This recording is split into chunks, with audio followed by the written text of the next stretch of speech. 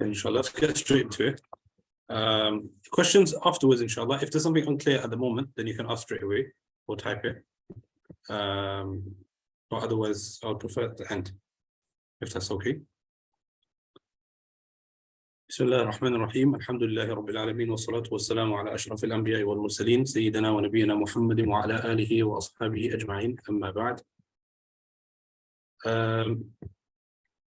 So as Mullah Asad has informed me, you guys have studied or you guys have covered what the characteristics of the Muwatta, what are Musannafat, some of the Jawami works, and obviously some of the other earlier works in Hadith. And you came to the 6 books and you've covered some of them. So now we're going to cover the last of the 6 books. And I have some small presentation here, inshallah. If it shouldn't be too technical. If it does get too technical, I don't mind if you put in chat, okay, I didn't understand this. So Bismillahir Rahmanir Rahim, let's get straight into it. You haven't started the 6 yet? Okay, inshallah, let's start from the bottom. The first of the 6 or the last of the 6? And this will be a good introduction, inshallah. It was the only time Shaykh Haroon was available, so we thought, okay, Bismillah, let's start from Sunan Ibn Majah. For fitting me in your schedule. So the first hadith that we're going to come across here is that Abu Hurairah radiallahu ta'ala anhu says that whilst we were sitting with the Prophet sallallahu alaihi wasallam, Surah Al-Jumu'ah was revealed to him sallallahu alaihi wasallam. And when the verse was revealed, وَآخَرِينَ مِنْهُمْ لَمَّا يَلْحَقُوا بِهِمْ, and Allah Azza wa Jal has sent a messenger to the Ummiyin, to the unlettered, or to the Gentiles, along with others of them who have not joined them yet. This was referred to the Prophet sallallahu alaihi wasallam. Yani Allah Azza wa Jal has sent the Prophet sallallahu alaihi wasallam to the Arabs and others who haven't joined them yet. So Abu Hurairah radiallahu ta'ala anhu, in the riwayah of Bukhari and Muslim, it says a person asked, but in other riwayahs it mentions that the Prophet Abu Hurairah radiallahu ta'ala anhu himself, he asked the Prophet sallallahu alaihi wasallam, because Abu Hurairah, as we know, was always eager to learn about the Prophet sallallahu alaihi wasallam. And he always was eager to learn new information. So he was the one who asked the question several times, that who are these people? Who are these people? And in that same majlis, in that same sitting, gathering, Salman al-Farisi radiallahu ta'ala who was there. And the Prophet sallallahu alaihi wasallam placed his blessed hand on Salman al-Farisi, and the Prophet sallallahu alaihi wasallam said that if faith was attached to the Pleiades, the constellation of stars, that's very high, and the Arabs used to consider that the highest star, and they used to use that for guiding. You may have come across the statement بين الثرى والثريا, between the earth and the thuriyya. That's what Arabs used to. That's the highest point, and the thara is the earth. So the Prophet sallallahu alaihi wasallam said that even if ilm was at the highest star, then some men from these, min haula, from these, as he placed his blessed hand sallallahu alaihi wasallam on the lap of Salman radiallahu ta'ala, he said they would attain it. And as we're going to come across, or as you will learn later inshallah, that you can do, the way you can do tafsir of Quran bil Quran, you can also do tafsir of hadith with other hadith. So one riwayah, as Ali ibn al-Madini explains, that one riwayah can be understood by doing jam'a of all the different riwayat. So in a weak narration, which is in Muslim Ahmed, he says, لو كان العلم بالثريا لتناوله رجال من أبناء فارس, from the sons of Persia. So من هؤلاء, from these people, and in another narration, من أبناء فارس, from the sons of Persia. So if we do go into the muhaddithin, we'll notice statements from muhaddithin that somebody was complaining to one of the Amir al-Mu'mineen, that one of the Khalifas at the time, that most of the ulama of hadith are not even Arab. And we will see that the Prophet sallallahu alaihi wasallam, his prophecy actually became true. This is how far Pleiades is.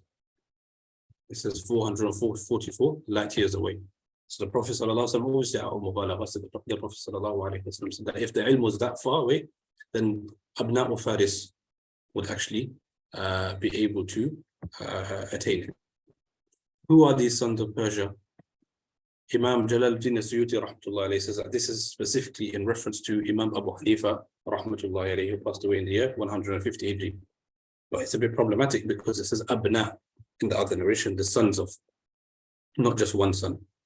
So Maulana Nawab Siddiq Hasan Khan rahmatullah alayhi, he says it's talking about the authors of the books, the 6 books, and also other scholars of hadith, which most ulama have accepted this statement. However, Shah Waliullah rahmatullah alayhi makes it a bit more wider, and he says no, if you look at Islamic history, you'll see that a lot of work was done by not only in the field of hadith but also in the field of fiqh. And somebody who comes later, Qadi Thanaullah Ghalibati rahmatullah alayhi, who has a book called Ma La Budda Minhu, which is studied in some places. He says no, it includes the ulamas of hadith, the scholars of fiqh, the scholars of tasawwuf, all from Persia and other countries. But generally we can say that it is inclusive of all the ulama who strove to serve the religion of Islam in whichever way or form possible. So from these Abna al-Faris, some of the authors of the 6 books, Kutub Sitta or Siha Sitta, according to some ulama, they are also included. So just a quick recap, as you said, you haven't done the 6 books. So just a quick recap, or maybe new knowledge. So who are those 6 people? Different ulama have categorized them or structured them, numbered them in different orders. But generally, Imam Bukhari always comes first, and then Imam Muslim. Then after that, Imam Nasa'i. This is mostly according to Sihha or authenticity of their books. Was Uzbekistan considered Persia? Yes, part of it. The map will come, inshallah. There's Al-Khurasan Al-Kubra, and there's also Faris. So Imam Nasa'i rahmatullah alayhi is considered the 3rd in terms of authenticity. But usually when you hear people say the Kutub Sitta, usually the 3rd book that they mention is Tirmidhi, because of how it's taught in most syllabuses. It's the 3rd book to be taught, or the most famous. And then Imam Abu Dawud, and then Imam Tirmidhi, and then finally, not least, Imam Ibn Majah rahmatullah alayhi al-Qazvini. And you can see the dates of death of each of the scholars, and you can see that they're around the similar times. There's 50 years difference, or 47 years difference between the first and the last of their death dates. They were all in this golden era of hadith literature. Here you go. So this is where the map that I was talking about. So Faris, obviously nowadays names change, and I've said this in previous lessons before, that sometimes something that is given a name nowadays, as a current state nowadays, would have had a different name classically. So for example, when we say Turkey today, in the hadith, when we study hadith, that wouldn't have been Turk. That wouldn't have been Turk. That would actually be Rome. That would be considered as Rome, north of Syria, etc. North of Turkey, not even north of Syria. Part of Turkey would have been considered, the south of Turkey would have been considered Sham. So we should try to mix up the terminologies. So sometimes something may be called Faris now. So for example, you may see Iranian nationalists say, okay, we are Abna Faris. Obviously they'll say in Farsi, we are Abna Faris. But if you do travel to Uzbekistan, if you do travel to Afghanistan, if you do travel to all these other places, you'll see that their language is so similar. The only thing that has that changes between the languages is the accent, and the fact that the Russian when the Russian occupation, they tried to obviously divide and conquer. So they divided the different people by saying that no, you don't speak Farsi, you speak Uzbeki. You don't speak Farsi, you speak Dari. You don't speak Farsi, you speak whatever. But otherwise, in the end, it's all one language, and that was all considered Faris. Some ulama, for example, Ibn Arraq or Ibn Iraq, whatever you want to say, he mentions in his book that there's different types of there's different types of Farsi, or Farsi originally was comprised of 5 different languages, but that's something that you can go into as a linguist. So if you can see here, the 6 Imams, see if I can annotate, the 6 Imams, we have Bukhari here, which falls under Uzbekistan today. And then you have Imam Muslim here, Nisapur, which falls under Iran today. And then you have Sijistan, Imam Abu Dawud rahmatullahi alayhi from here. You have Tirmidh, which is on the border, basically. It's a border town between Uzbekistan and Iran. And then you have Qazvin, which is one of the closest to Iraq, to be honest.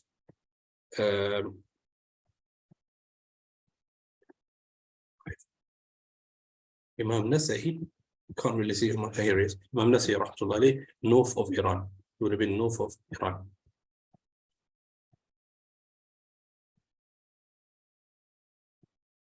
Let's move on to the next slide. Let's talk a tiny bit about Qazvin itself. Qazvin was originally established by the Sassanids, meaning the Pharisees, before Islam, because what had happened is that this area here was very important. Tabristan was very important, and that's where people used to live. Let's see if I can get a better picture. Tabristan here was where people used to live.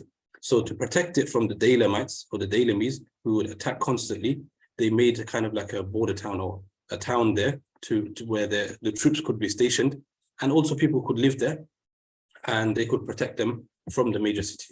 They could protect the major city from the people who would try to attack. After the arrival of Islam, it came under Muslim rule in the year 24 Hijri, and the Sahabi Al-Bara ibn Azib radiallahu ta'ala anhu was the ruler of Qazvin. So here, if we were to zoom in to Iran, we can see Qazvin here is below the Caspian Sea. And obviously Caspian is a Romanized translation or Romanized transliteration or pronunciation of Qazvin itself.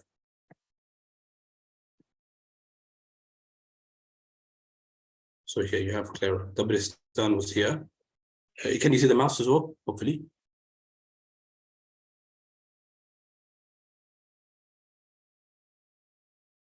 Okay. So I don't need to point that much then. So Tabristan here. And here you have Qazvin. So to protect them from the Daylamites who were here. So these guys would come and attack. So they border town kind of thing here. This is an old masjid in Qazvin. Jami Masjid Atiq of Qazvin. This was originally commissioned by the Khalifa Haroon al-Rashid, rahmatullahi alayhi, who passed away in the year 193. So obviously this masjid, and as we know, masjids are the place of learning. Imam Ibn Majah, it's assumed that Imam Ibn Majah must have studied or must have at least visited this masjid. The masjid obviously has gone under many renovations, and this picture is not probably, it's probably altered or photoshopped to make it look like a nice skyline here. Islamic sciences in Qazvin. So after the Muslims came to Qazvin and Faris, they didn't come empty-handed. They came with their knowledge. They came with their sciences. And we see that the science of hadith spread all the way to Sindh. The ulama had, or the Muslims conquered Sindh, and they conquered parts of India today. And with them, they brought the ilm of hadith. So we see very early the ilm of hadith, the science of hadith enters Qazvin. And we also see that in the time of Imam Ibn Majah, rahmatullahi, some of the senior scholars of hadith, Muhammad ibn Tanafisi, Ali ibn Muhammad al-Tanafisi, Amr ibn Rafi' al-Bajali, Haroon ibn Musa al-Tamimi, all of these senior scholars of hadith, and they are also teachers of Imam Ibn Majah, rahmatullahi. Later on, throughout history, we see that Qazvin was a place for Shafi'i fiqh. Qazvin was also a place for, you have Al-Khatib al-Qazwini, rahmatullahi, who's considered one of the founders, or one of the ones who organized the books of Abdul Qahir al-Jurjani, rahmatullahi, and he put it in more textbook form. You also see philosophy, you also see tasawwuf, you also see historians who come out from Qazvin as well. And Qazvin had a special place in the hearts of Muslims, especially those who hail from Persia. In fact, you also find some mawdu', some fabricated hadith regarding the virtues of Persia that some ulama have included in their books, but unfortunately, there's no, or fortunately, there's no specific hadith that mentions Qazvin itself. You can use that first hadith that we talked about, Abna Faris, to understand it as a general praise from the Prophet sallallahu alaihi wasallam regarding Abna Faris. Here we have Abu al-Qasim al-Rafi'i, who has a Sharh al-Kabir, a very famous Shafi'i scholar. A lot of Shafi'is, you ask them who's al-Rafi'i, they will tell you a Sharh al-Kabir. He was from Qazvin, and he in fact wrote regarding the history of Qazvin in 3 or 4 volumes. And this is a picture of his book. Imam Ibn Majah, rahmatullahi, we don't know too much about his early life, and we don't know too much about, compared to Bukhari and compared to what Maulana Asad will tell you, inshallah, regarding the other Kutub Sitta and their authors, you'll see that there's very little available regarding the history of Imam Ibn Majah, rahmatullahi, himself. We do have facts here and there, scattered facts here and there, but there's no big biography. And a lot of the things have been deduced from other places. Meaning, if we see that he studied with a certain scholar, then we'll assume that he went to that city, as opposed to he himself saying, I went to this city. Imam Bukhari, you'll see that he went here, the biographers will write that he went here, he went here, he went here, he studied with this person at this age, he went for Umrah or he went for Hajj at this age with his mother and his brother, etc. But Imam Ibn Majah, everything is deduced and assumed based on his riwayat and based on his studies. We haven't got clear sources on Imam Ibn Majah rahmatullahi himself saying that this is what happened in this year, this is what happened in this year, very rarely. So Imam Ibn Majah rahmatullahi was born 209 years, in the year 209 Hijri, which coincides with 825 common era. And as I said to you, this was the golden era for hadith. The works of hadith had been refined, and slowly the authors of hadith, books of hadith, have decided that we're going to start including only hadith and not athar anymore. Those things still did exist. For example, Imam Ibn Abi Shayba rahmatullahi in his Musannaf, he still included athar, but a new type of book of hadith had started to appear. For example, Masanid of Imam Ahmad, Musnad of Ishaq ibn Rahway, that started to appear, where it just had solely or merely just a hadith of the Prophet sallallahu alaihi wasallam only, and now people were trying to structure that in different ways, where people would be able to pick up one hadith work and use it as like a manual for their life. So Imam Bukhari, obviously, he had that was one of the purposes, or that was one of the, you could see it as a purpose of his book, that if you have Imam Bukhari's book and you have the Quran, you won't need much else. Imam Abu Dawud rahmatullahi, he actually is very blatant in this. He says it in his Risala to Ahl Makkah, and he says that I believe, regarding my own book, he says he has so much trust in his own book, and he has so much thiqa in what he's written himself, that he says that if anybody had the Quran and my book, I think it would be enough for them. So you'll see that the scholars of hadith slowly move on to manuals where they have books of hadith that include all aspects of the religion or all aspects of daily life. So Imam Ibn Majah rahmatullahi starts to also write a book or similar book. So you see that Imam Bukhari rahmatullahi, as I mentioned here, that it's not only hadith that you'll find in Imam Bukhari's book, you'll also find tafsir, you'll also find lugha, you'll also find seerah, aqidah, fiqh, and all the sunan works were very similar. Here we're going to discuss the name of Imam Ibn Majah rahmatullahi. We have Abu Abdullah, which he was named after his son. This is common in Arab culture. And this you can see that even though he wasn't Arab himself, the effect of the Arab culture on a non-Arab, that he was called Abu Abdullah after his son, Muhammad, the father Abdullah. Muhammad ibn Yazid is his name, as nearly all biographers mentioned. Bin Abdullah, meaning his grandfather's name, Shah Abdul Aziz rahmatullahi, he mentions this, nobody else really mentions it. Ibn Majah, we're going to come across this. Al-Qazwini, because he was from the city of Qazwin. Al-Raba'i is an Arab tribe. Imam Ibn Majah himself was an Arab. However, because one of his forefathers must have accepted Islam at the hands of somebody from the tribe, this tribe, the Raba'i tribe, they would attribute this. So sometimes we have Imam Bukhari, he's called Al-Bukhari Al-Ju'afi, Al-Yamani, because Imam Bukhari himself, rahmatullahi, is one of his forefathers accepted Islam at the hands of someone from this tribe. Imam Ibn Majah, rahmatullahi, hopefully the pace is good. It's not too difficult so far.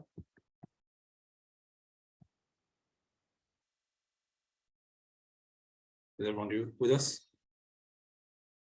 Alhamdulillah. So Imam Ibn Majah rahmatullah alayhi, there's different opinions that what does Ibn Majah even mean. So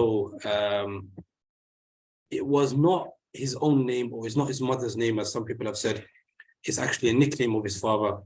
Now, how do we find out what this word means?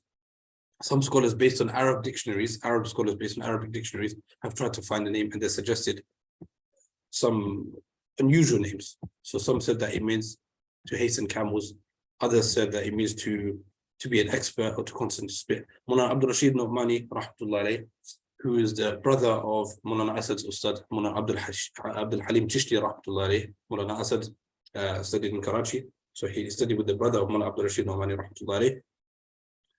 He suggested in his book, which is a really nice book. He originally wrote it in Urdu, I believe, and then it was translated by himself, or he wrote another edition in Arabic, all the other way around.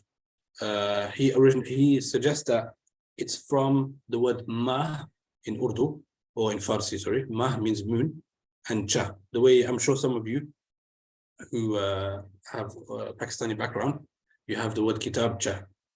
Kitab cha means a small book. So similarly, ma cha would have meant a small moon, meaning that his father was a handsome individual, and he was given this nickname that he looked like the moon. So obviously, the Arabized, the word, we don't have the che in the Arabic language, that letter. So they changed it to jim. And in some places, they would have changed it to a kaf. Imam Ibn Majah, as I said to you, we don't have that much information. We do have a story about his janaza, which we can deduce that he had a son who was named Abdullah, who placed him in the grave. We also have a brother of his who's named Abu Bakr, who placed him in the grave. And we also have another brother of his who's named Abu Abdullah. We also have from the books of Tariq Baghdad, for example, Imam Khatib Baghdadi and other places, we see that his brothers, some of them also narrated hadith. So we can see that his family was kind of religious. It wasn't just one individual himself. It was, so we can assume that obviously his father would have encouraged him to study abroad as well. Study at home and study abroad. Imam Ibn Majah rahmatullah alayh, from what has been deduced from his biography, he must have memorized the Quran, because that was the norm then. We see stories of, for example, Sufyan rahmatullah alayh, somebody comes to him and says that, I want to study hadith from you. He says, have you studied Quran? Meaning, have you memorized Quran? He says, yes. Have you memorized fara'id? Meaning, have you studied fiqh? He says, yes. Then he says, okay, then you can study hadith. So similarly, we should assume that Imam Ibn Majah was a hafiz of Quran, and he had studied fiqh before he had started to study hadith. Maulana Mustafa al-Azami rahmatullah, who passed away very recently, he estimates that in his Muqaddimah to Ibn Majah, he estimates that Imam Ibn Majah must have been between the age of 15 and 20 when he completed all the other sciences and he commenced his study of hadith. He would have studied locally first. This is the ada, and this is the way that the muhaddithin would study. They wouldn't go abroad first. They would take from all the knowledge that they can find in front of them first and exhaust those sources before moving on to other sources.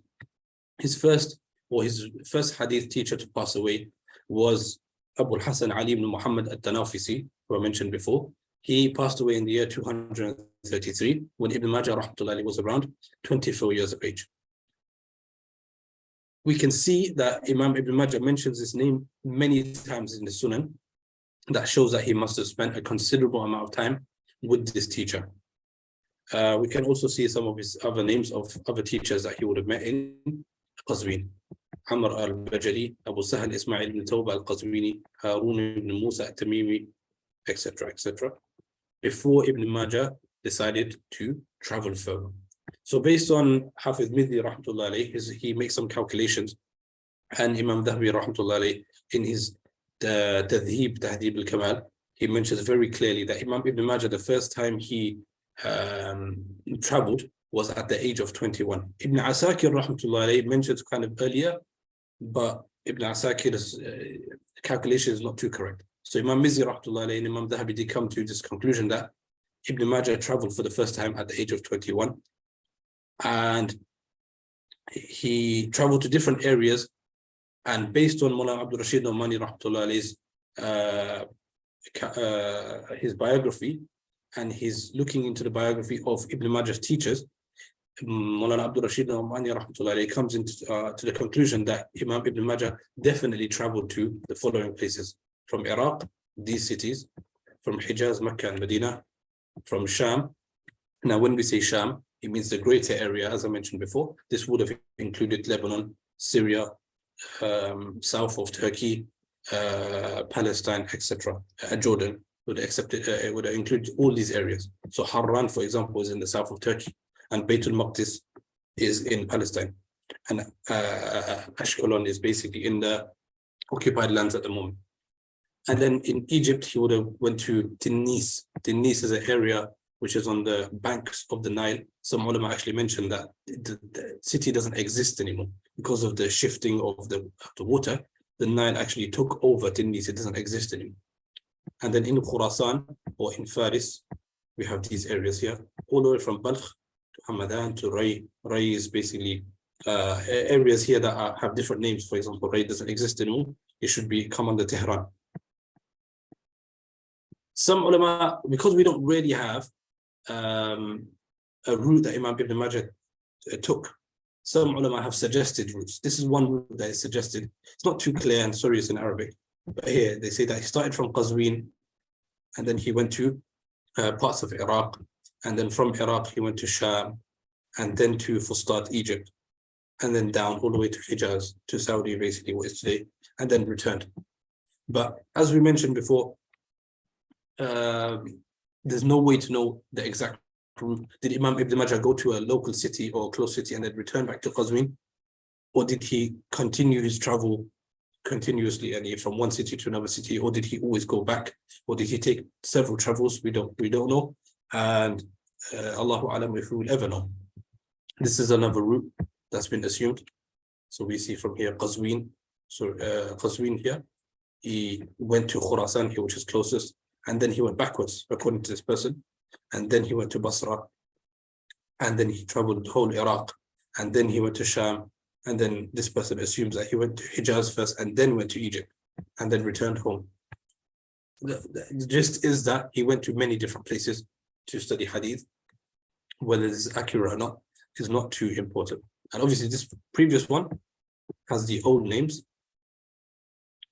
And this one has the more modern names and the more modern borders here. Saudi, Iraq, Syria. Imam Ibn Majah rahmatullah alayhi spent, as I mentioned to you, a large portion of his life after studying in Qazvin. He spent a large portion of his life studying and further studying. And he must have spent enough time in each different city to scope out who is the ulama of hadith, or who are the ulama of hadith here, where have they studied from, what are their best riwayat, what are their gharaib, and then obviously he would have went to them. So it's not like he just spent 2 days there or 3 days there. He would have spent a couple of months there in each place. Once he went back to his hometown, then he must have started to write, or he maybe had the intention to write as he was traveling. And like Imam Bukhari, wrote the chapter titles in Medina Munawwara. And then after that, when he went to Bukhara, he went back to Bukhara, he started to write.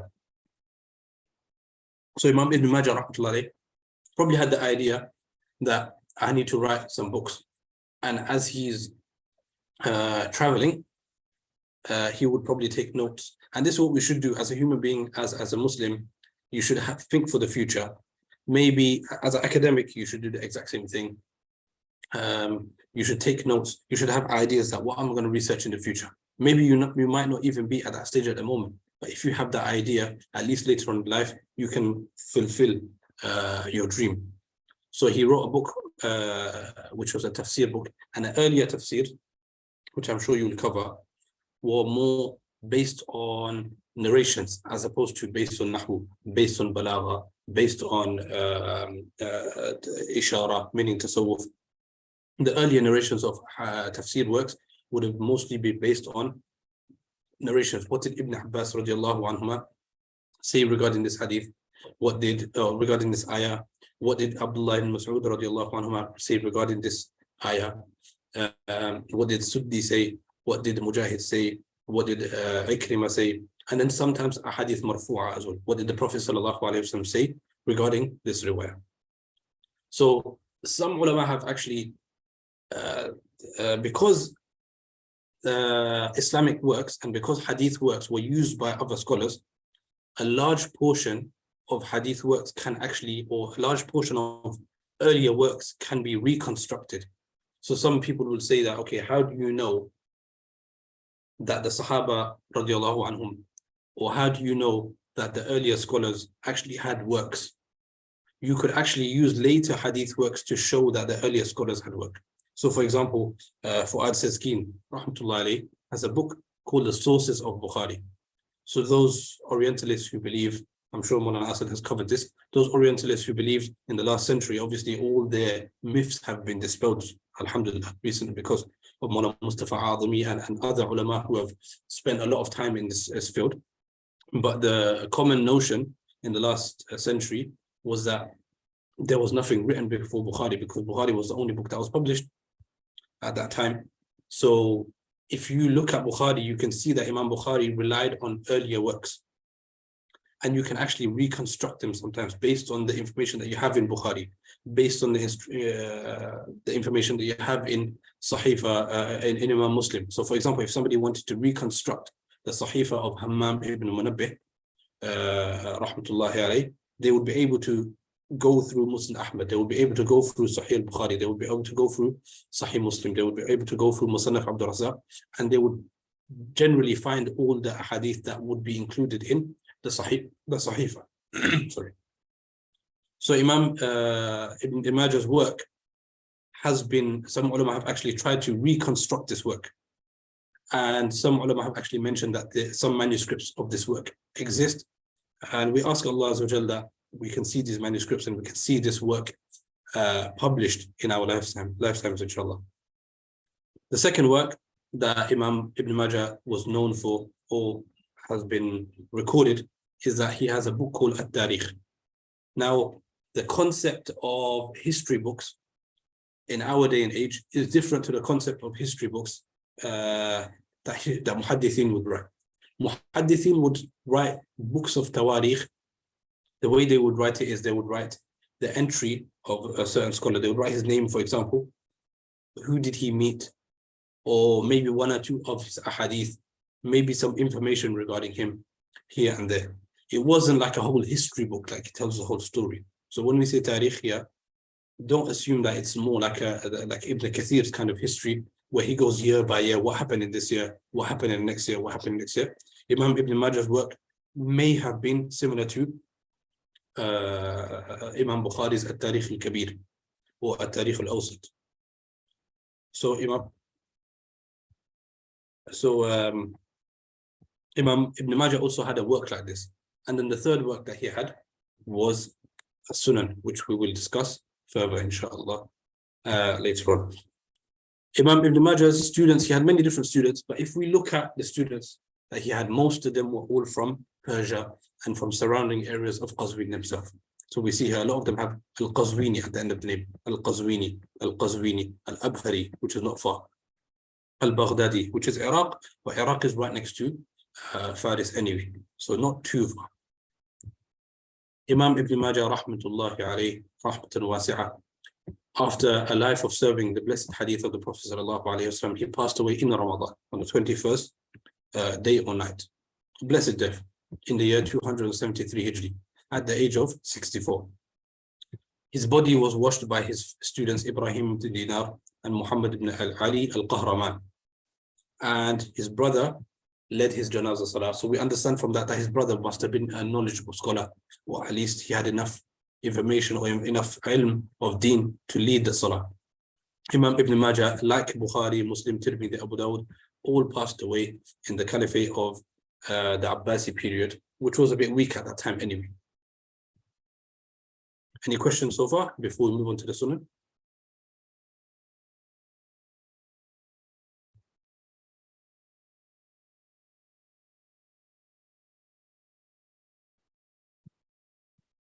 I assume no. You can type. If you don't want to speak, you can type.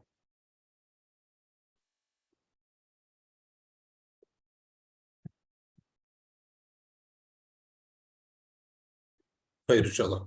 So the Sunan is the most famous work of Imam Ibn Majah rahmatullah alayhi, has been passed down, is taught in universities, is taught in masajid, is taught in houses. After completing Imam Ibn Majah, after he completed the Sunan, he presented it to his teacher, Abu Zur'a al-Razi.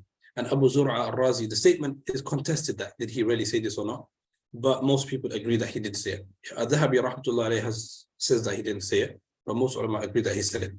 He says that if people saw this book, then all these prior works of hadith, they would become obsolete, meaning nobody would refer back to them. They wouldn't need them anymore because you have included them and you've presented it in a better fashion. As I mentioned to you, this new age had come where the Sunan works were like a manual of life. So this is that instead of going through all these other works, this is much more easier to navigate. They would use your book instead. As you can see, Ibn Kathir rahmatullah alayhi says that we don't have much information regarding Ibn Majah, but the Sunan is enough to tell us that he was knowledgeable. He practiced what he knew. He had a deep understanding of the sciences of Islam, and not only the furu', not only fiqh, but also aqidah. The Sunan itself was accepted by the ulama of Khurasan straight away. We see that all the ulama of Khurasan and the ulama of Qazvin in particular, they narrated Imam Ibn Majah rahmatullah alayhi's Sunan straight away. Al-Rafi'i, as I mentioned to you before, the scholar of Shafi'i fiqh, he actually puts Sahihain, Sunan Abi Dawud, Sunan Nasa'i, and Ibn Majah all in the same level. He doesn't even mention Tirmidhi. He says that ulama of hadith believe that these are the same level. But unfortunately, the Sunan was restricted to the area of Khurasan or Qazvin for a very long period of time before it gained prominence elsewhere. And the downside to this is that Imam Mizzi rahmatullah alayhi mentions that that's why we have spelling mistakes in some of the manuscripts of Sunan Ibn Majah, because the ulama of hadith weren't too fond or weren't too attached to the Sunan of Ibn Majah in the earlier years. So there's like a 200-300 year period where the scholars of hadith of only a certain area are attached to Sunan Ibn Majah, but other scholars kind of ignore it. As we know that the 6 books of hadith, we have this concept, 6 books of hadith, Kutub Sitta, Sihah Sitta. Where did it come from? Originally, slowly, the ulama agreed upon that there's 5 works of hadith. Abu al-Fadl, Muhammad ibn Tahir al-Maqdisi, who's a strange individual. We have many different, if you read his biography, you'll be surprised. There's many different things in there. He was a great scholar as well at the same time. He traveled and he went to Hajj about 10 times. Every time he went on foot. And he also wrote to, as a scholar of hadith, he needs to fund himself somehow, he needs to fund his studies. So what he would do is he would write books and sell them. So he also wrote books. He wrote the Sunan of Ibn Majah rahmatullah alayhi, and he also sold this. So he wrote 10 different copies. Obviously, books weren't as easy to get hold of those days. So by writing 10 copies, he spread these different sunans or the same sunan throughout the Islamic world. And obviously he had ijazah and he had studied with those in Qazvin. He had studied with those in Qazvin, and he studied with some of the students of the students of the students of students of Ibn Majah. And he also took his son at a young age to study with those students. So he was very influential in spreading Ibn Majah. And he also was influential when he wrote so the ulama believe that there's 5 books: Bukhari, Muslim, Abu Dawud, Nasa'i, and Tirmidhi. So Abu al-Fadl Muhammad ibn Tahir decided to add Ibn Majah to these 5. So first, it wasn't accepted as well as he wished it would be accepted. So you see that scholars who came after him, they wrote books and they said, no, there's still only 5, there's no 6.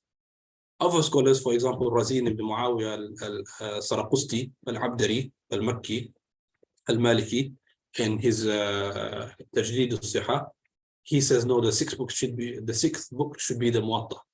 And Imam Ibn al-Athir al-Jazari, rahmatullah alayhi, he also follows Razin, and he mentions that the Muwatta is a 6th book. And he doesn't include Ibn Majah as a 6th book. But finally, towards the end at the time of Ibn Hajar, rahmatullah alayhi, at the time of Mizzi, between the 8th and 9th century, we see that ulama start to include it. So the last kind of i'tiradat and the last kind of people who have objection are those Ala'i, for example. We see that he has an objection to including Ibn Majah as the 6th book. But otherwise, after him, Mughal and similar people in that time, they kind of give up and they say, okay, it's become the 6th book. As a scholar and as a human being, you are supposed to progress in your thoughts. You are supposed to progress in your theories and ideas, and also in your research. They mentioned that Imam Malik rahmatullah alayhi, in his Muwatta, he would constantly refine his Muwatta every single time he taught it. So every scholar, Imam Ibn Majah, for example, is no exception. He would have refined his Sunan to have different editions. But now, when you have different editions in classical books, they are called riwayat or recensions. So different scholars would have narrated the Sunan Ibn Majah from Imam Ibn Majah, from himself, from the author, but there may have been differences between the nuskha as different editions. So we can say that these are the different editions that we have. This is a nice chart form here. So we have at least 3, 6, 7 here. There may be others, but these are the ones that we are aware of. And Abu al-Hasan al-Qattan is the one. This last one here is the one that we recite from. The Sunan itself, as Abu al-Hasan al-Qattan mentions, has 32 major chapters. We call them kutub, major chapters. Under each major chapter, you'll have subheadings. For example, you have Kitab al-Tahara or Abwab al-Tahara regarding purification. And then under there, you'll have, for example, you have to do wudu 3 times. What happens if you do wudu once? There may be a subheading like this. What happens if you can't find water? Bab al-Tayammum, a chapter, a small heading on Tayammum. And then he says it includes 4,000 narrations. Obviously, his information that he gives us here is rounded up, 1,500, 4,000 narrations. Some ulama have actually, Muhammad Fuad Abdul Baqi and other scholars have actually gone through the Sunan and considered them to be 38 chapters and 4,400 and something different narrations. But it all depends on the recension, as I mentioned before, and it depends on how you consider a narration. Some people would consider hadith as a separate narration. Some people would consider hadith and maybe the athar, a statement from a sahabi, a statement from a tabi as a separate narration. So the numberings, when it comes to books of hadith, differ because of this kind of stuff. In the beginning of the work, Imam Ibn Majah rahmatullah is different to the rest of the 5 books, the other 6 books or the other 5 books. Imam Ibn Majah is different in the fact that he includes something called Kitab al-Sunnah or Ittiba' al-Sunnah. Now, in the time of Ibn Majah and before Ibn Majah and also after Ibn Majah, you had these books called Kitab al-Sunnah.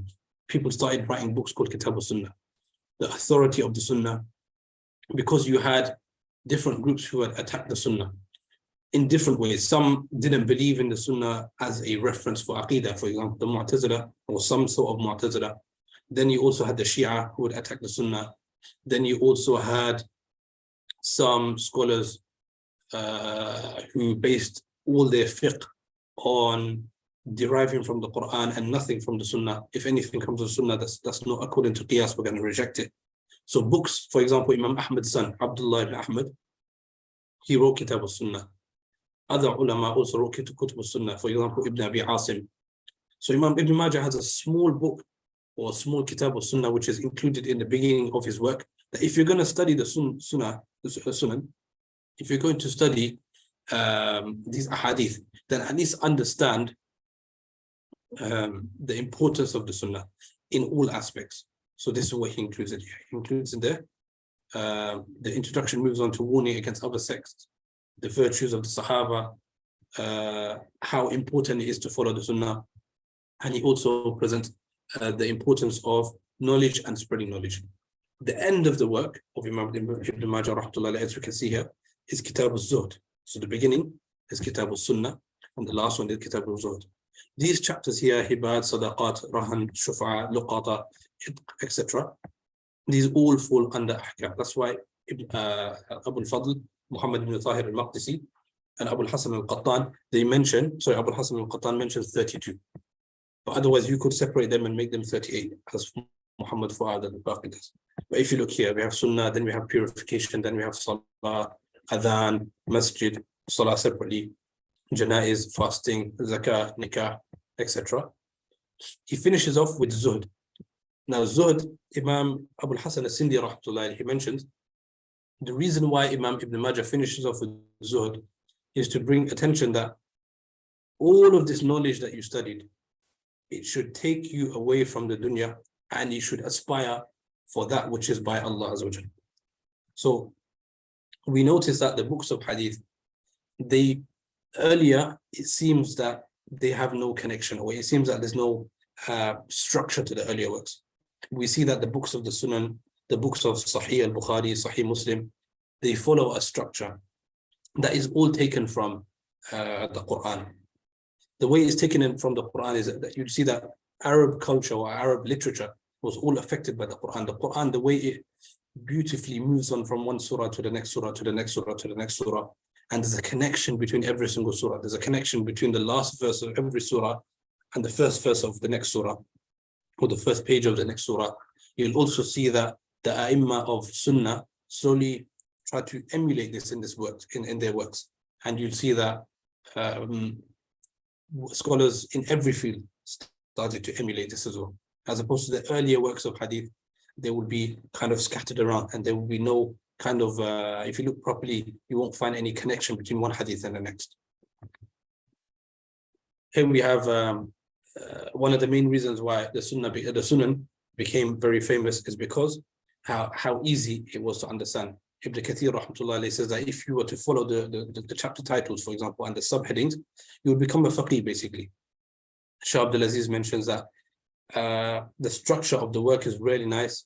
It's not as difficult as Bukhari, for example, to find the hadith. It's not as difficult to understand from Ibn Majah what he's trying to say from the chapter title and the hadith that he presents underneath it, as opposed to Nasa'i, which is a bit difficult. And there's no repetition like Sahih Muslim. One of the main features of Sunan Ibn Majah is that it has unique hadith not found in the other 5 works. Uniqueness could be in terms of isnad, chain of narration, or it could be in terms of the text itself, which was good and bad at the same time. Imam Ibn Majah, Imam Ibn Taymiyyah, a lot of these scholars with this type of thought, they said that the hadith that are found in Ibn Majah that are not found in the rest of the 5 are weak. Or the scholars, the rijal that are found, the narrators that are found in Ibn Majah that are not found in the rest of the 5, they are considered weak narrators. The statement itself could have some munaqasha, there could be some back and forth regarding their statement, and there has been in the books of Mustalah, you'll see, and the books of history and the books of hadith, you'll see that scholars discuss their statement in great detail. Ibn Hajar doesn't agree, etc. But Ibn Hajar says that these exact same for Zawaid, these unique hadith, are the same, it is the same reason why the Sunan was accepted as a 6th work. One scholar, Shihabuddin al-Busiri, rahmatullah, not the famous Qasida Busiri, the Qasida one, but a student of Ibn Hajar, rahmatullah, who actually passed away before Ibn Hajar. He compiled these 1,551 Zawaid hadith in a work called Misbah al-Zujaja. He wrote this work twice, 2 editions of this work. One edition has more hadith than the other edition. And he comments on the authenticity of every single hadith and rijal.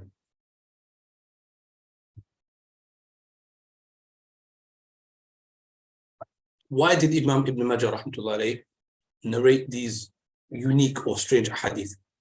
Some scholars have actually tried to defend Ibn Majah. They said, okay, Ibn Majah, after all this praise that we've heard of him, we know that he was a master in hadith. Why would he do something so strange and present a hadith that are weak, or hadith that are maybe fabricated, or hadith that are not of the same strength? Especially if he's trying to say that my book is a book that you can use as a manual of life.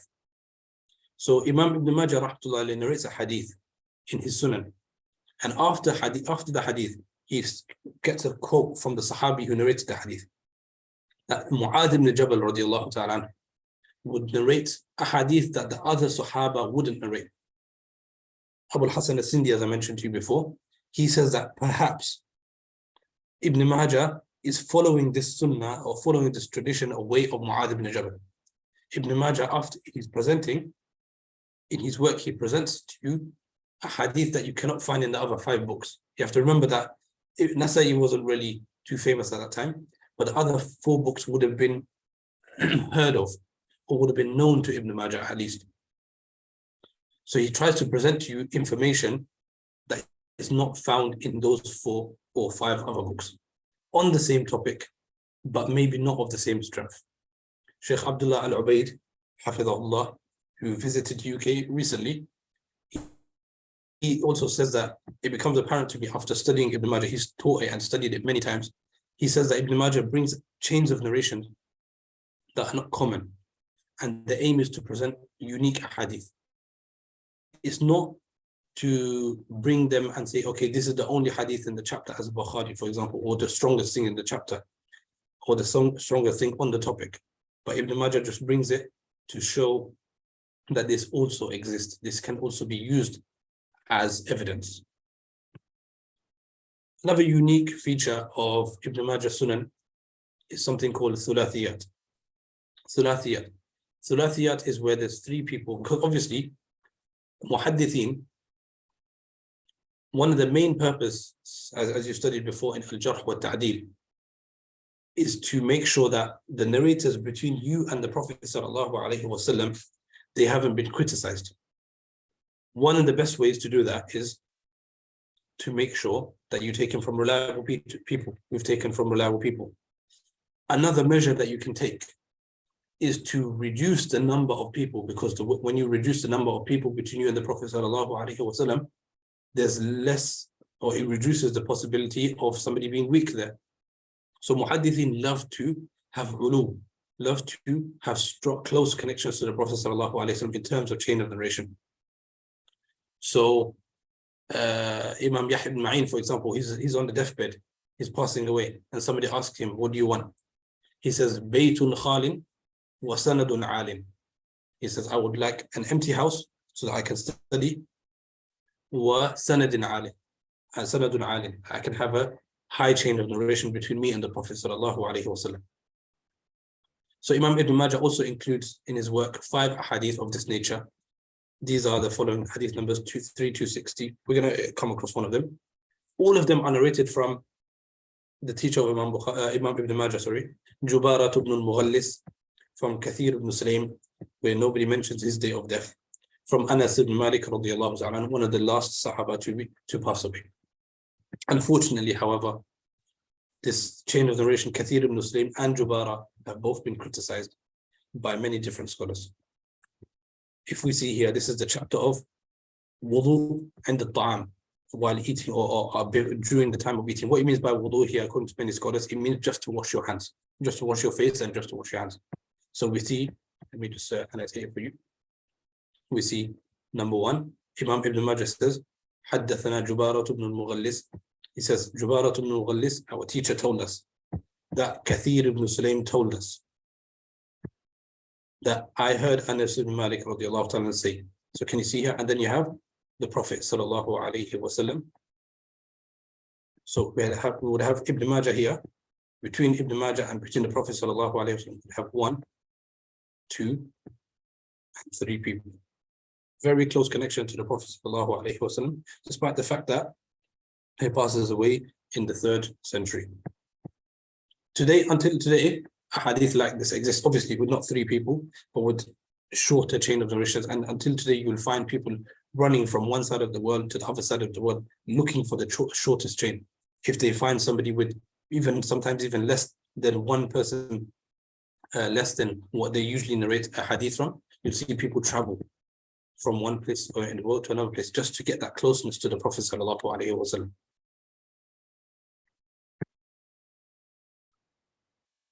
Any questions so far? Or is it too difficult?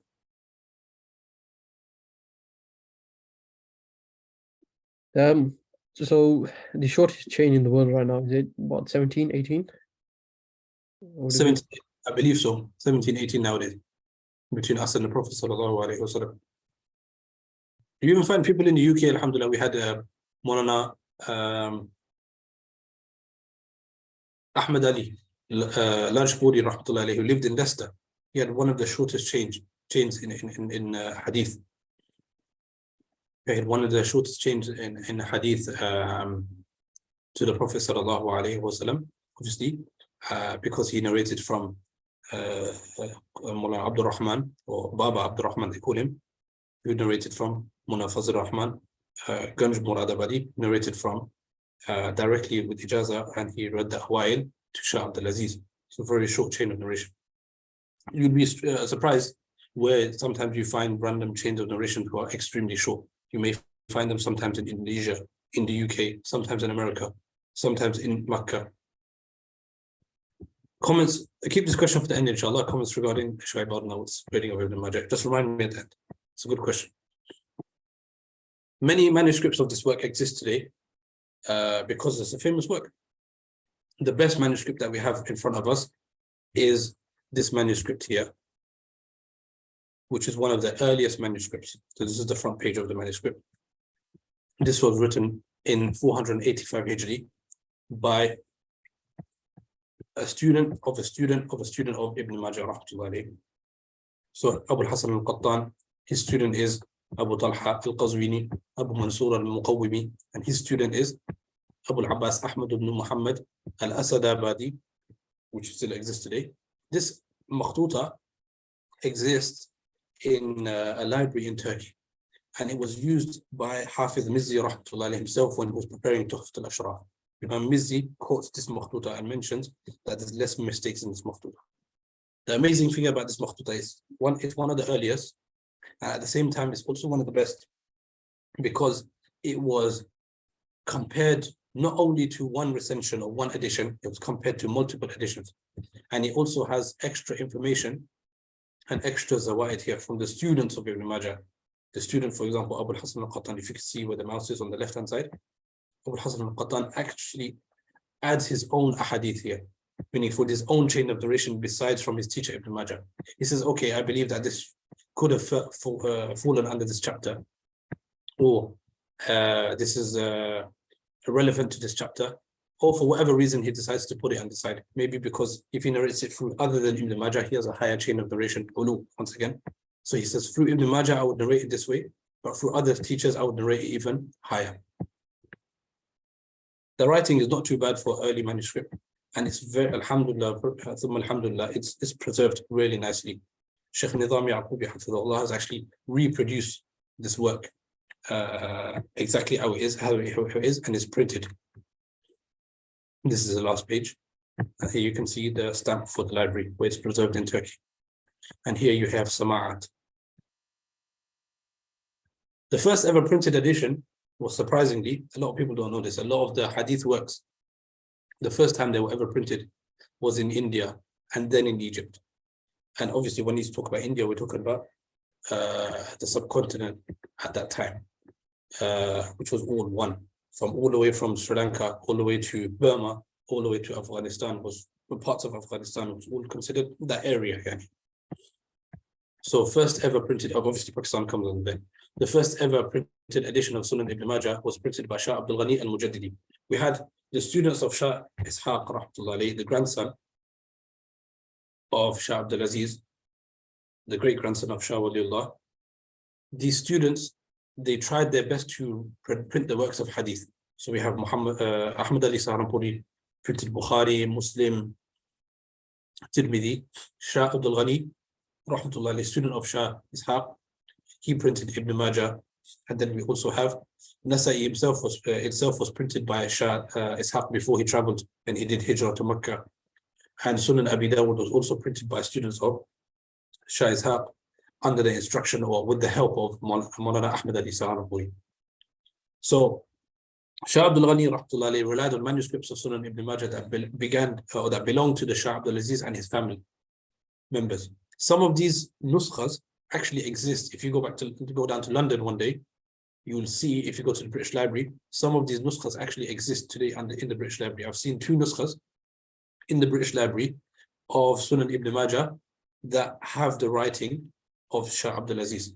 So they were taken, it's a long story, they were taken after the mutiny or the rebellion, they were taken, the masajid were destroyed, the madaris were destroyed in Delhi, the ulama were made shaheed, and the books of hadith and a lot of works were stolen from the libraries of Delhi and sent to Calcutta. And then from Calcutta, they were taken to London. So we find if you go to London one day, and you will come across many ahadith works or many works of the Shah Abdulaziz and Shah Waliullah family in the British Library with their handwriting. So the Sunan Ibn Majah, 2 nuskhas that I came across actually have the writing of Shah Abdulaziz. You can even feel the writing of Abdulaziz. So this is how it looked. The first edition would have looked like this. So obviously, to benefit the student and benefit the reader, it would also include a hashia or a gloss notes in the footnotes, basically in the margin, which would benefit the student. How to pronounce words, sharh or explanation of certain hard words. This is how it would look. This is the final page with also the stamp of the publisher, Umdatul Matabi. The PDF is not too clear, but this is the best that I could do. This is the best edition currently that many ulama mentioned in terms of matan, in terms of the text itself. For a student of knowledge, maybe the Bushra edition would be better because it has the hashia for you. But for somebody who's an expert in hadith and requires an accurate matan, then this is the best edition. There's many different commentaries on Sunan Ibn Majah. I'm going to speed up, I'm sorry. The first ever one is considered Mughal al-Hanafis. So we see 762 Hijri, the 8th century, as I mentioned to you. As people finally admitted that, okay, Ibn Majah is the work, people started to write in shuruh on it. So he started with the chapter of purification. He misses out the entire Kitab al-Sunnah, and he starts with Abwab al-Tahara, but he didn't complete the work. His work and his sharh is not an orthodox or not a sharh that you would use to explain the hadith. It's more of a taqlid than a sharh, more of a referencing of the hadith from other works of hadith books, as opposed to a commentary. Prior to this, you do find that many ahadith that are in Sunan Ibn Majah and not in the other 5 books. Al-Rafi'i, he has a strained connection or very close connection with Sunan Ibn Majah. He does sharh of them. Even though it's a history book or it's a book of biographical entries, for some reason, every couple of pages or every 100, 200 pages, he'll mention this hadith from Sunan Ibn Majah through the person who he's talking about, and he'll start doing sharh of that hadith, which is rare. One of the latest sharhs of Sunan Ibn Majah is this one by Shaykh Muhammad Amin al-Harari, rahmatullah alayh, who was originally from Ethiopia, and he passed away in Makkah. He used to teach in Darul Hadith al-Khairiyah in Makkah. So this is Mughal Ta'i, one of the earliest sharhs. This is what it looks like from the outside of 5 volumes. And this is this one, 26 volumes. 26 volumes. It's very extensive, and he talks about every single word. You'll find at least a paragraph on it. Translations, coming right to the end, there's many different translations of Sunan Ibn Majah, like any other work. One of the most famous is Nasiruddin al-Khattab's edition, which is okay, and it does the purpose. You can check it in sunnah.com. There are other works that are in the pipeline, much better works by much more qualified people, and inshallah we'll see some of them soon. This is what it looks like. You can buy it from Darul Salam, Regent's Park Masjid, etc. They have a branch there. Further reading, if anybody wants to know more on Ibn Majah, and especially in the English language, you can check these 3 places. The beginning, the Muqaddimah, the beginning to this edition here, he has about 20-30 pages. The biography of Imam Ibn Majah, which is also published by Darul Salam, is written by an Egyptian scholar and translated. And then also you have Jonathan Brown's canonization of Ibn Majah, which is 15-20 pages, small paper regarding how Ibn Majah basically was pushed into the canon books or the Kutub Sitta, how it became the 6th of the 6 books. Sallallahu ala Sayyidina Muhammad wa ala alihi wa ashabihi ajma'in. Any questions regarding the PowerPoint or anything that you would like me to repeat? think we can start with the comment about Shu'ab note. Okay. So the grading of the hadith in Sunan Ibn Majah, you have Bashar Awad. He did tahqiq of Sunan Ibn Majah based on his tahqiq of Sunan Ibn Majah, and his tahqiq of Sunan Tirmidhi was mostly based on printed editions and not really using manuscripts. And also his grading of a hadith in these two works. This is Bashar Awad I'm talking about, not Shaykh Shu'aib. His grading of a hadith in these two works, they're not the best. In fact, Bashar Awad has actually written like a disclaimer recently in the last couple of years, distancing himself from his previous works of Ibn Majah and Tirmidhi, saying that it wasn't the best work of mine, and any grading that I've given in there is not, I don't hold those views anymore. Even though the book is still published, I don't hold those views anymore. Shaykh Shu'aib Arnaout, obviously, with any great alim like him or any senior alim like him, many people work under him. So a lot of the time he has his name on the front page, but it's not him. Generally, however, Shaykh Shu'aib Arnaout and the team that he worked with him, their gradings of hadith are fine. Their gradings of hadith are fine. Sometimes, obviously, it requires an expert muhaddith to go into certain details here and there, but generally they're fine. You have to remember that when Shaykh Shu'aib and his team grade a hadith, they're grading that isnad itself sometimes. And sometimes they will mention to you that the isnad itself is weak, but because of mutaba'at and shawahid, it goes up to Hasan li-ghayrihi or Sahih li-ghayrihi. As far as I remember, or as far as my research leads me to, is Shaykh Shu'aib Arnaout's tahqiq is usually fine. There have been mistakes in his nuskha and his edition of Sunan Ibn Majah. And that's why I referred you to another edition, and so that edition is much better in terms of matan. That edition is much better in terms of text. However, his gradings are usually fine. Hopefully that answered your question. I have a few questions. I'll ask on behalf of the students. Was there any correspondence between the Ibn Majah and the rest of the 5 authors? I couldn't find much. I did look. I couldn't find much because obviously we don't have any stories or anything like that. I couldn't really find anything. I did try to look at, did he quote any of them in the Sunan? And as far as I came across, he doesn't quote any of them in the Sunan. If I do come across any different, and I will let you know, inshallah. But he doesn't quote them. For example, Imam Tirmidhi obviously definitely quotes from Imam Bukhari in his Sunan. He quotes from Abu Dawood and his Sijistani in his Sunan. Imam Nasai also quotes from people before him in the Sunan. But Imam Ibn Majah doesn't seem to narrate from any of them. Possibly, Allahu Alam, he probably felt that they have their own works. They're famous enough. There's no need for me to quote them. The way that some scholars, they give the answer to why did Imam Bukhari not quote or not narrate from Imam Shafi'i. They say that he felt that he was close enough or he was famous enough. I don't need to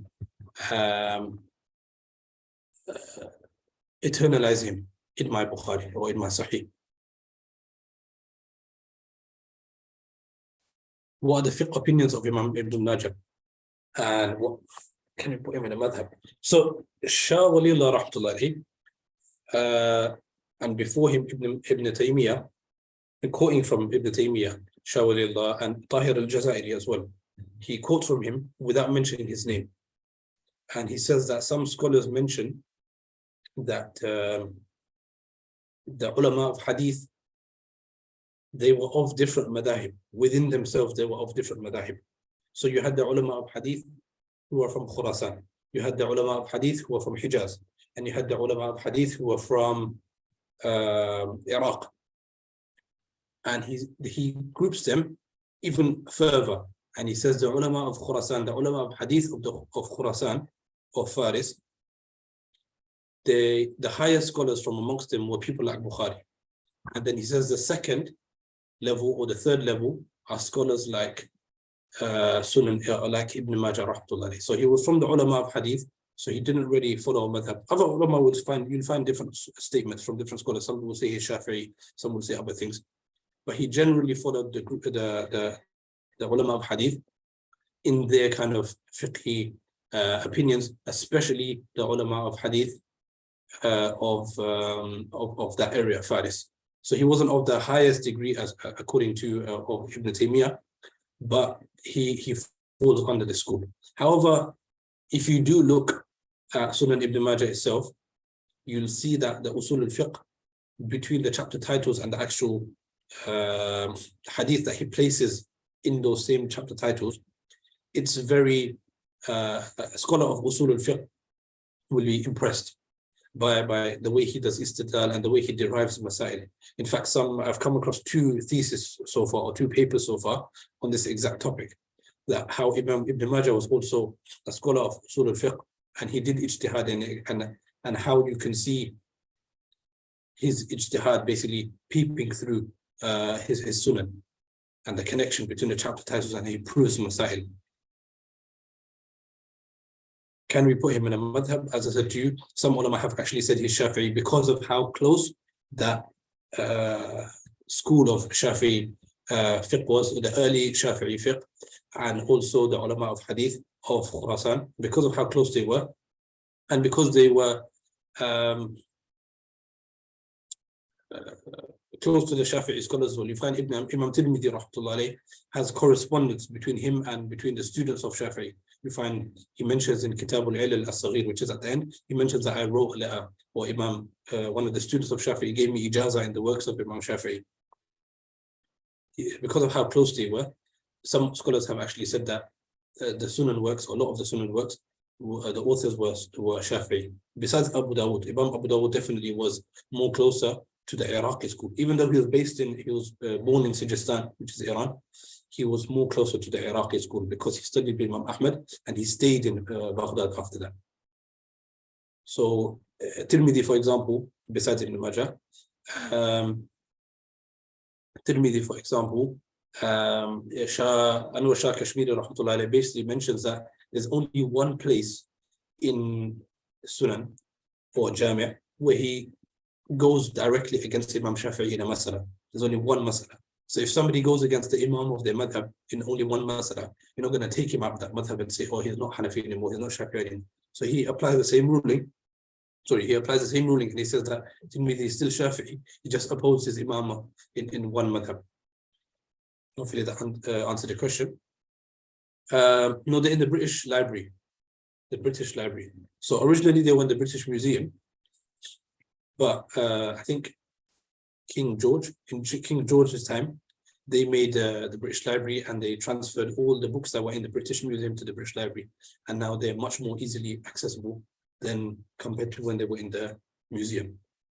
And you guys are paying taxes. You can go to the British Library at any time, and it's all free. All these services are free, and you should use them. You should look at the history of your scholars. You should look at the history of your works. And those people who are interested in their ansab, genealogy, you can actually, sometimes you can trace your forefathers and their forefathers based on the files that are preserved in the British Library in the India office.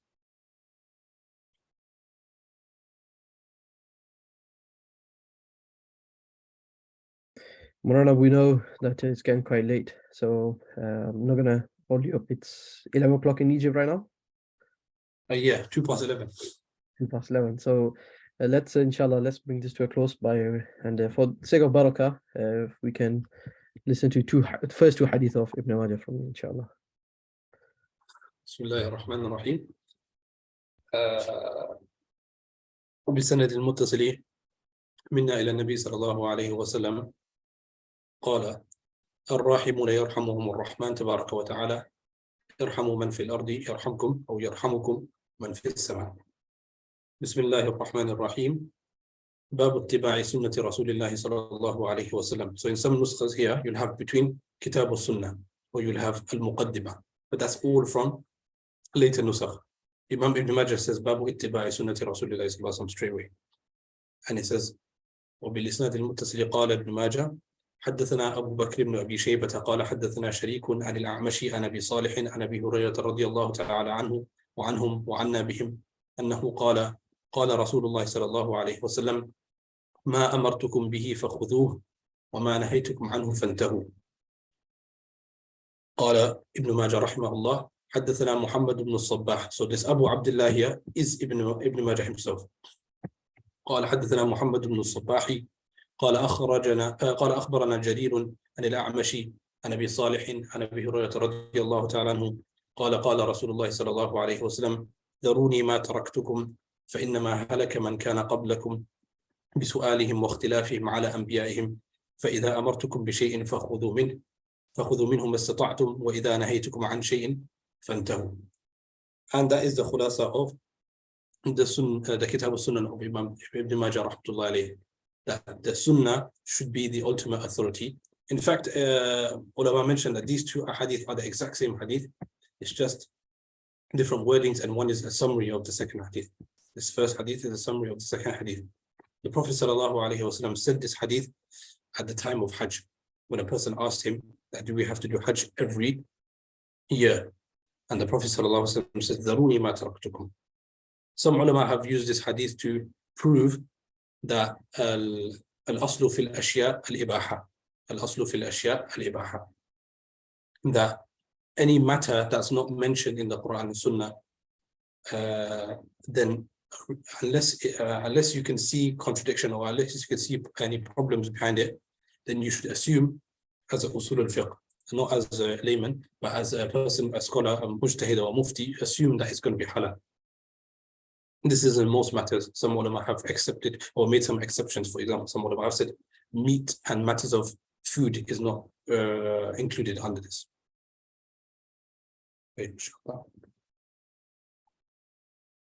Jazakumullah khairan. Barakallah fikum. Allah subhanahu wa ta'ala bless you and your family, and bless your studies, and bless your teaching that you're doing. And Jazakumullah khairan on behalf of all the students. Allah khairan for having me and give me this opportunity. Okay. Okay. Assalamu alaikum wa rahmatullahi wa barakatuh. Assalamu alaikum.